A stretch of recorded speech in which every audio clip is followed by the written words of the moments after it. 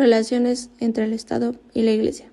En el movimiento codificador, el objeto era poner fin a la multitud de ordenamientos y costumbres que habían aplicado en la Edad Media. La sociedad se basaba en la razón, la libertad y la voluntad nacional que debía garantizar el cuerpo jurídico de los derechos individuales.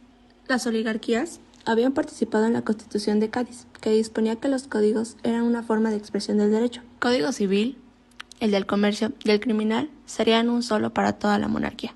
El derecho constitucional era el juicio para ejercer un control constitucional de los actos de autoridad en relación de los derechos o garantías fundamentales del gobernado. En el derecho administrativo, en materia agraria, los indígenas estaban acostumbrados en el sistema colonial a la explotación de las tierras, y su vida eran llamados pueblos indios. Tras esto, hubo un abandono enorme de tierras. Tras esto, nacieron las causas inmediatas de la Revolución de 1910.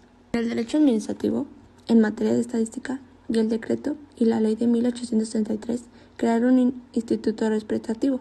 Se comenzaron a publicar en el año de 1863 en el Diario de la República las leyes.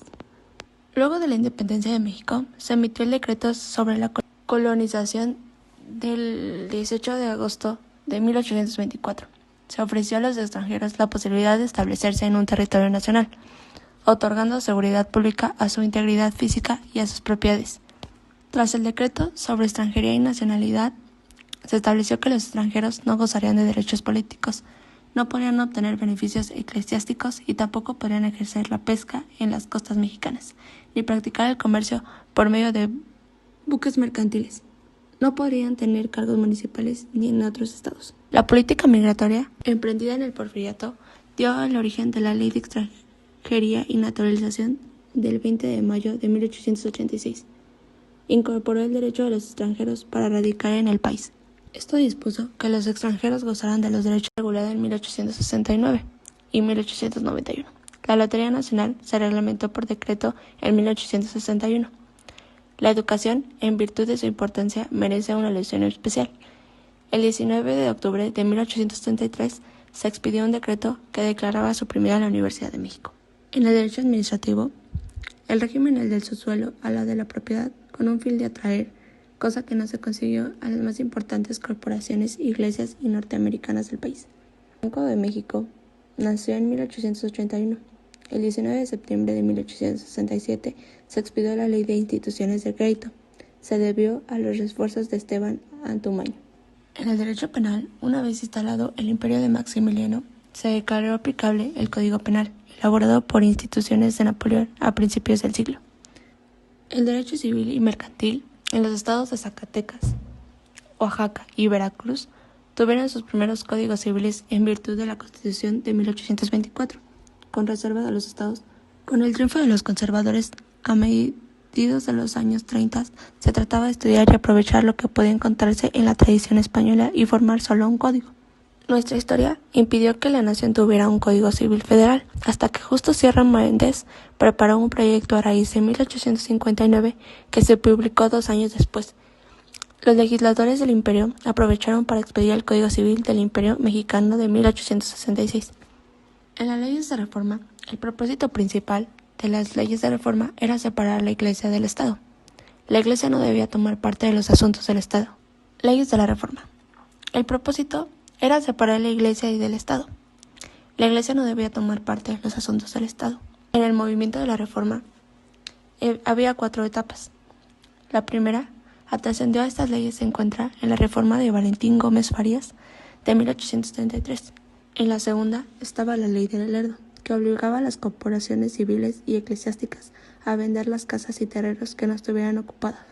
En la tercera existía la ley de Benito Juárez, trató de suprimir a los fueros militares y eclesiásticos de los negocios civiles. Y por último, la ley de iglesias. Se prohibió el cobro de derechos y objeciones parroquiales que hasta entonces exigían los sacerdotes a los pobres.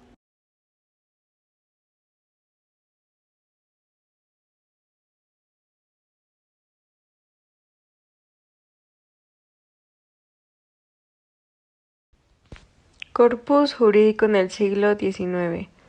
El decreto del rey Fernando VII en mayo 4 de 1814 a diciembre de 1833 también la colección de decretos y órdenes de las Cortes de España, que se reputan vigentes en la República de los Estados Unidos Mexicanos. Otro es el decreto del rey Fernando VII, expedidos desde su restitución al trono español hasta el restablecimiento de la Constitución de 1836. Colección de los decretos y órdenes que han expedido las Cortes Generales y Extraordinarias, desde su instalación de septiembre de 1810 hasta mayo de 1814. Las primeras 3 recopilaciones de leyes expedidas bajo el gobierno independiente de México fueron la colección de los decretos y órdenes que han expedido la soberana Junta Provisional Gubernativa del Imperio Mexicano. Otra es la colección de los decretos y órdenes del Soberano Congreso Mexicano de 1822 a 1823. Por último, la colección de los decretos y órdenes del Soberano Congreso Constituyente Mexicano.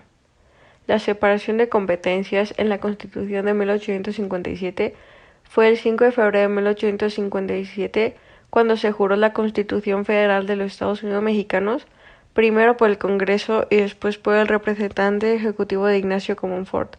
Esta Constitución está formada por 8 títulos y 128 artículos, más uno transitorio. Dentro de su título tercero destaca el principio de división de poderes en el Poder Ejecutivo, Poder Legislativo y Poder Judicial. El Legislativo quedó depositado por una asamblea denominada Congreso de la Unión, de tipo unicameral, compuesto por representantes electos en su totalidad cada 2 años por los ciudadanos mexicanos. El Senado desaparece, pero fue restablecido en una forma el 13 de noviembre de 1874. Hay que decir que el Poder Ejecutivo era unipersonal. Se le denominaba presidente de los Estados Unidos Mexicanos, cuya elección debía ser indirecta en primer grado y en escrutinio secreto. Se fijaban los requisitos para ser presidente, sus facultades y prerrogativas. El Poder Judicial de la Federación se depositó en la Corte Suprema de Justicia, integrada por 11 ministros propietarios, 4 supernumerarios, un fiscal y un procurador general.